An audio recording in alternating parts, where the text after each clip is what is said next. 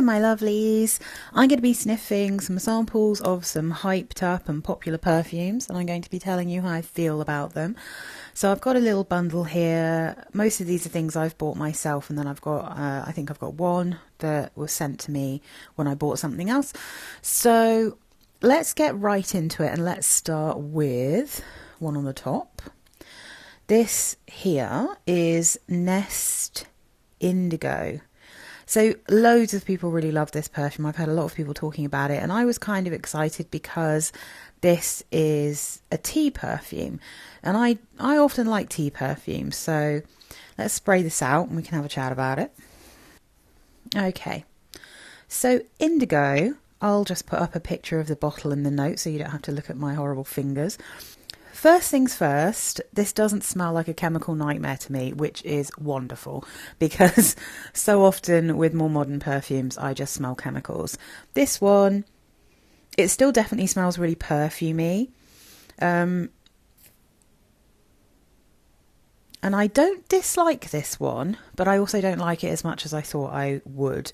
So we've got in the top, fig and bergamot, middle notes of tea and cardamom, base notes of cashmere wood. So straight off, I get a feel for that fig and I get a blast of tangy, kind of slightly sharp bergamot. But there's definitely quite a lot of sweetness in this as well. This is maybe slightly sweeter than I was expecting, but I think the bergamot and the tanginess is kind of saving it from going too far into the sickly realm. I do smell the tea. I do get a bit of that spice. I think this is really quite pretty. And in a weird way, it kind of reminds me of a tea perfume that I have that has dried fruits in it. So, I mean, that one,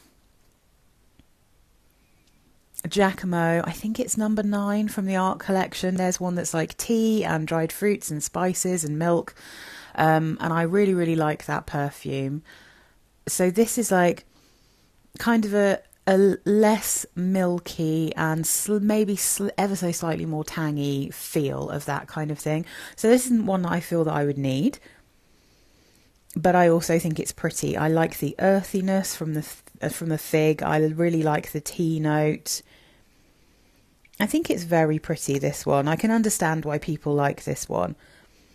I would say, if you can get hold of it, then the Elizabeth Arden Green Tea Fig, I think it's just called Fig. Yeah, Green Tea Fig. I feel like that might be worth a try. That one has loads of citrus, it's got fig, it's earthy, it's obviously got the tea, it's also got pistachio and tamarind in it. So you've got a tanginess, but it's quite earthy, that one. I didn't love how earthy it was at the time, but I mean, if I had it nowadays, I might change my mind. But yeah, I feel like almost the fig in Green Tea Fig was a bit more figgy and a bit more earthy than it even is in Indigo. But yeah, so that's Indigo. I can totally understand why people like this one. That's actually a good one, and I'll keep this sample and I'll you know, wear it and enjoy it, I'm sure.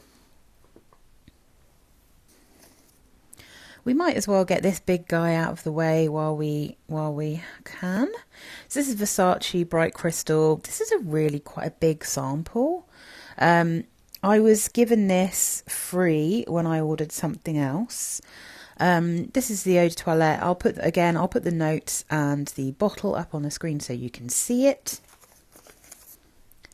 So Bright Crystal, this is one of those perfumes that I saw, I think, Soki London talking about when I was really actually first getting into watching YouTube perfume videos. And so this is one that I got myself a little sample of, and it was one of the perfumes that I tried because Soki liked it, that I realised, oh, we have totally different tastes and totally different noses.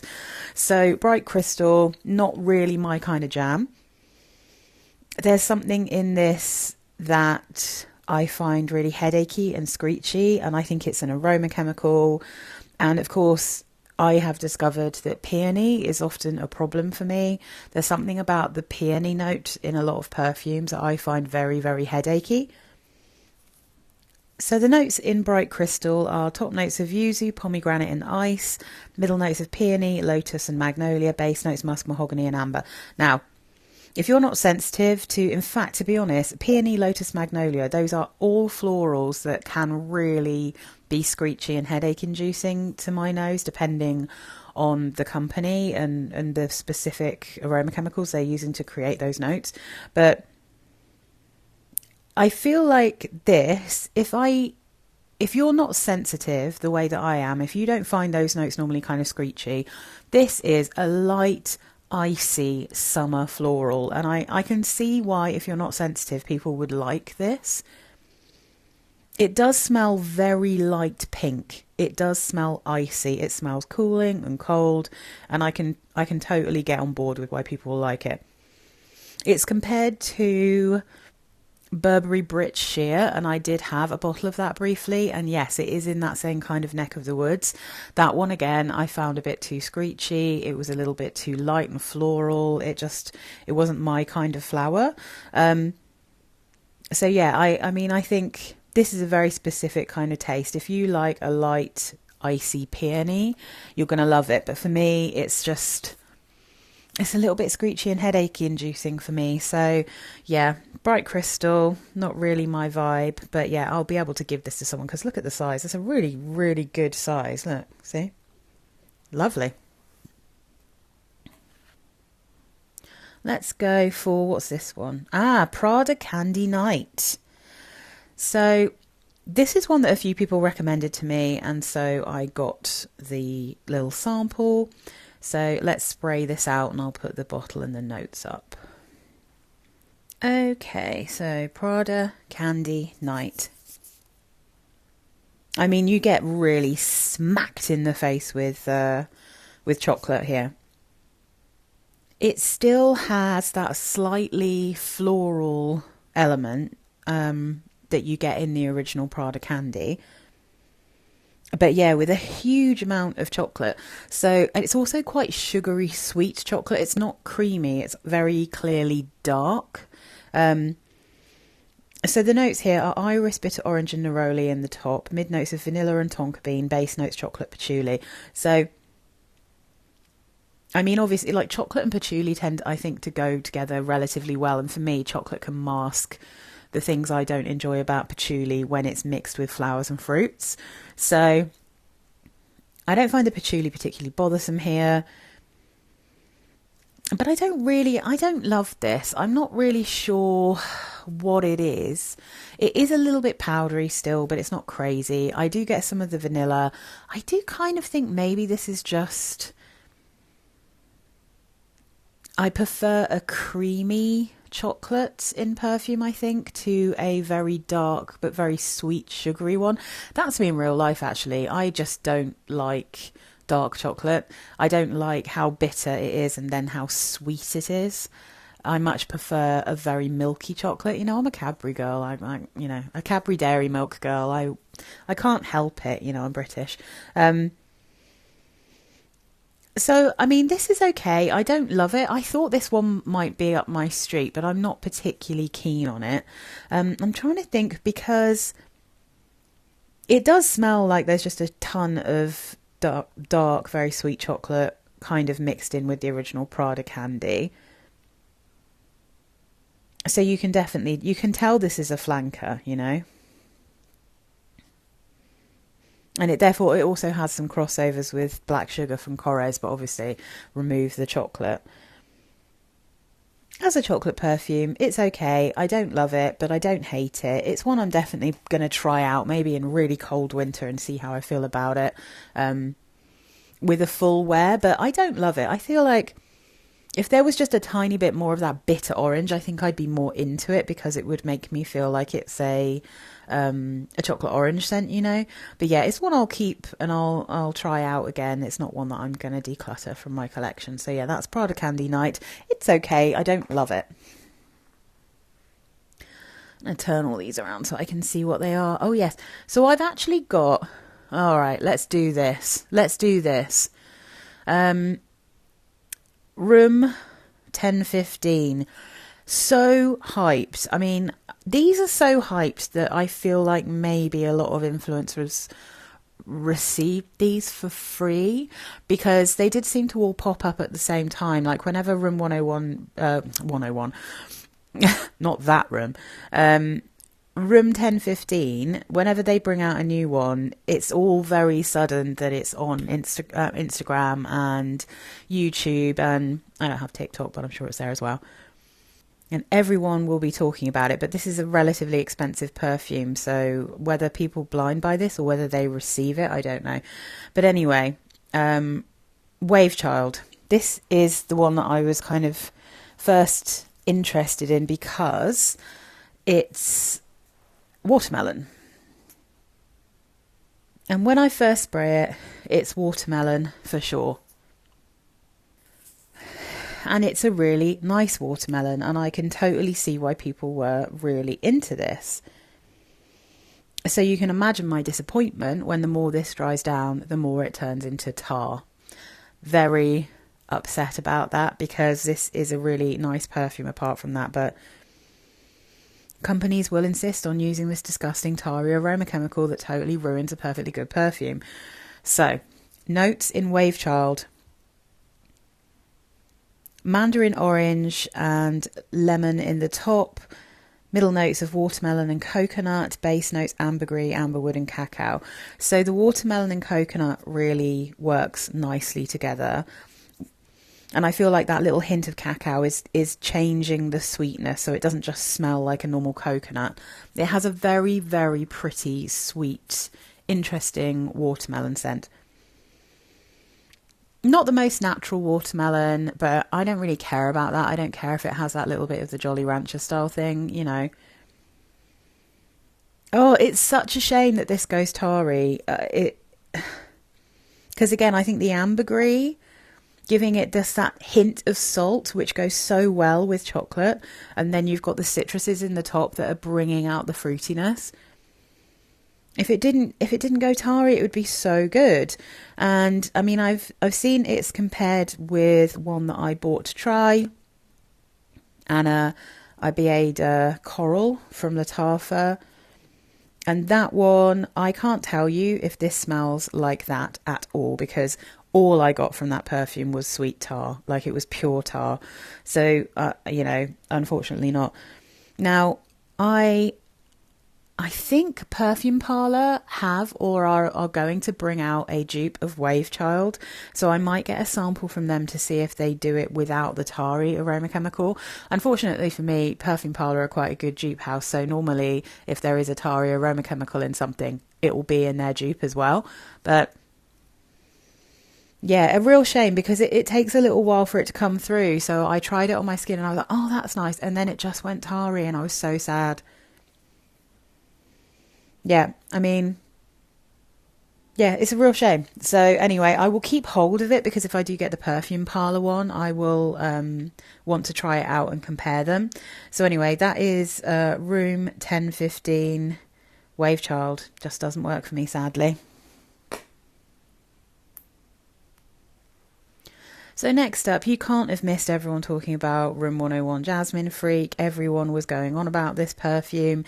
I was interested in it because of this bright colour, there's mango in it, and because I was thinking about Lust from Lush, which is pretty much my only true jasmine perfume, and I love it. I don't normally get on too well with jasmine, but just something about Lust just works so well for me, because it really smells like jasmine in a back garden at midnight. It's just incredible. So let's take a sniff of Jasmine Freak. Are you going to be surprised about what I'm about to say? There's that tar. It comes through stronger and quicker in Jasmine Freak than it did in Wavechild. It's so tarry, this perfume. It's mega tar. And again, a real shame, because the mango is delicious. Interestingly though, I don't think this smells like a jasmine perfume to me. It smells more like tuberose and ylang ylang. So the notes: mango, sweet orange, blackcurrant, black pepper in the top, and then mid notes of Indian tuberose, Egyptian jasmine, ylang ylang, base notes musk and cashmere wood. And again, I don't know what this damn aroma chemical is. I keep wondering if it's something like Ambrofix or something like that, because it does have a little bit of the feel of ambroxan to me, but oh, it's just nasty. It's such a shame. And again, because this is nice, I can see why people would like it. It's got a very candied, fruity sweetness. It's actually not, you know what it smells like? And what I think is a better alternative to this is My Way Ylang. Because it's, like I said, it's not so much jasmine, and it's a little bit more tuberose and ylang ylang. And then you've got that lovely juicy mango. So I would say My Way Ylang still has a little bit of a chemically feel to it to me. There's still some aroma chemicals in there that I don't love, but I can actually wear that one. It doesn't smell fully like tar. So I think it's a good alternative to Jasmine Freak. And I think maybe it might be a bit cheaper. I'm not sure. At least you probably can get it cheaper than you can get Jasmine Freak, because it's more of a classic designer perfume and, you know, not quite as niche, I would say. So yeah, Jasmine Freak, another crashing disappointment.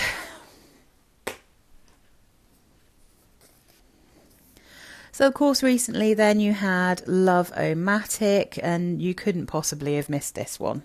This is definitely, it was everywhere, all the influencers were talking about it. Let's have a sniff. This does smell like laundry. It smells like laundry powder.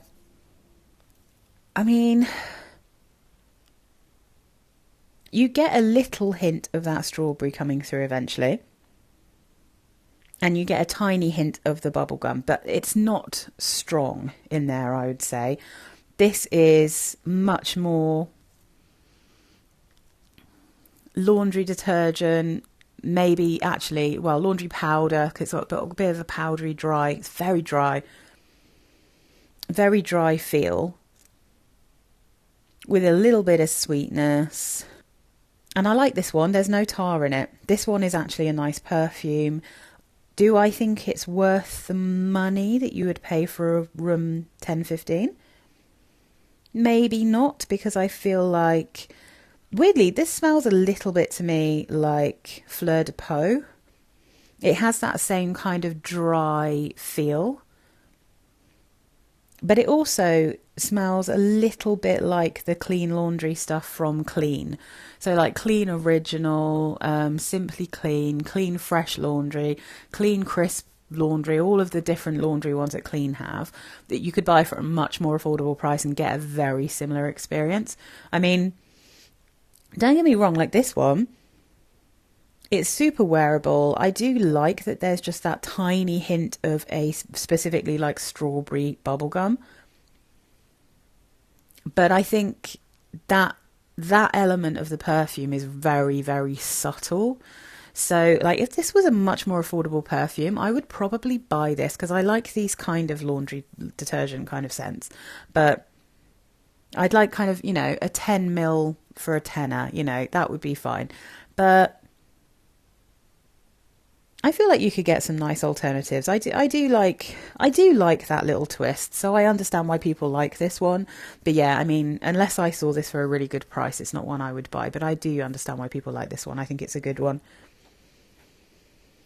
Yeah, I think you get more of the strawberry and bubblegum as it dries down, but it's definitely not the main thing. The main thing is this dry, airy laundry scent. It's nice though. I actually like that one. So that one stays with me and I will definitely wear it. Then what else do we have? Let's do this one, Merchant of Venice, Andalusian Soul. I think I saw Maria Colette smell this one from her video she made with a friend, and she absolutely loved it. And I've seen someone else talking about this as well, so I thought I was going to try it and see what it was like. So let's spray this out and see what I think. Woo! That is medicinal. Sweet and medicinal. Reminds me a little bit of Hypnotic Poison, but if you put a really harsh alcohol note into Hypnotic Poison EDT specifically, it has a hint, it has that nice kind of vanilla, but it also has a hint of that root beery smell. So the notes here, top notes of rum, acacia and incense, middle notes of labdanum, sage and rosemary, base notes vanilla, amber and civet. So the rum here kind of smells like a really harsh rubbing alcohol to me, something actually medicinal, if you see what I mean. When I first sprayed it out, it smelled kind of rich, and now it's chilling out, it's thinning out. I don't love it. I feel like I've smelt perfumes like this quite a few times. So if I look at what it's been compared to, there's a lot of stuff that I don't recognise. There's a Skylar. Do I recognise any of these? Ah, okay. Bois Course, is it called? One of the new ones from Diptyque. It is in that kind of realm, I would say. It's definitely, if you told me this was a Diptyque, I'd be like, oh yeah, okay, yeah, it has that. Diptyque when they do kind of deeper perfumes. Yeah, I don't love this. No one's compared it to Hypnotic Poison, but I feel like there's definitely, that's the first thing I thought of when I smelt this. I was like, ooh, like an even more medicinal and even more root berry. Well, not even more root berry, but root beer already smells a bit medicinal to me. So like an even more medicinal, kind of less creamy version of Hypnotic Poison EDT. Yeah, I don't really like it, to be honest. And there's something in the way that this dries down. It's not quite tarry, but it's not a million miles away. I wonder if it's the incense and labdanum they've used. I do enjoy both of those notes, but not so much in this one. It's quite ambery. I mean, yeah, it's not really for me. If I look at the votes, vanilla's at the top, rum is next, and then amber, and then labdanum. So yeah, I mean, I feel like I kind of agree with that. Not my favourite, but not the worst. So that's Andalusian Soul from Merchant of Venice. And then, I mean, a classic hyped for years perfume, Dior Addict. So I just thought it was time for me to test this out and see how I feel about it. You know, I think it's a classic for a reason, right? People really love this perfume. So let's spray this out and see how I feel. So this is, of course, the current version of Dior Addict.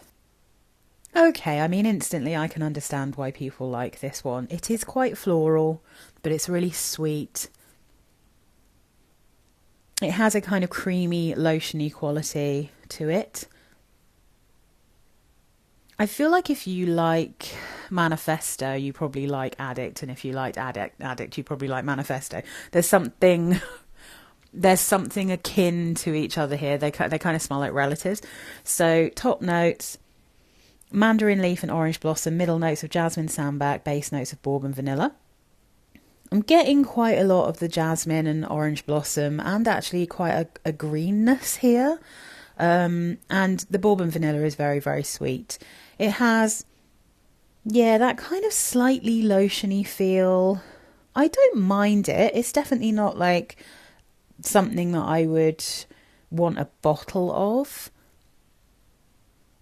But I also think it's really pretty. I can see why people like this one. I feel like it's reminding me of a few things, but I mean the main one that's jumping into my head is Manifesto. I'm just looking at the old version because you know what they like to do. They like to only tell you like 3 of the ingredients or whatever, 3 of the notes. But if you look at the older version, it's blackberry, mandarin leaf, silk tree blossom, mid notes of jasmine, orange blossom, night blooming cercis, rose, and then base notes vanilla, tonka bean and Mysore. And the tonka, that makes sense. It doesn't just smell like vanilla. It is sweet, and it has this sweet creaminess that you often get from a combination of vanilla and tonka bean. This has like a kind of sugary sweetness that isn't just vanilla. So apparently there is a Versace perfume that's a dupe of this called Charm. I don't know if that's any good. I haven't smelt that one, but I do have a Versette, and I've smelt a couple of Versettes that I think are pretty good dupes. Interestingly, the original has been compared to a perfume that I have a 10 ml spray of from Lanerides. I don't know if I'm saying that right, but it's called Pas de Velours. And that one is a smoky vanilla and ylang ylang. I'm not sure that I particularly thought that smelt like this, but I will have to go back and do a comparison. So when I actually talk about Pas de Velours, I'll have to compare it to this sample I have. But yeah, I mean, I can see why people like this one. I totally get it. It's not like one that would be my favourite, because these kind of slightly, not quite, maybe slightly bar soapy, but also slightly lotiony perfumes that are very sweet, I can sometimes really struggle to wear, even though I like the smell of them. It's the same with Manifesto. Like, I kind of like that, but it's not the easiest for me to wear. So anyway, that's Dior Addict. That's the last one. And nice to end on a good one. Look at the colour of the liquid. Oh my goodness. So yeah, Dior Addict. Really quite lovely. Can totally see why people like it. So anyway, thanks for watching this, guys. And I'll be back with another one soon, because I've got a ton of samples. Bye.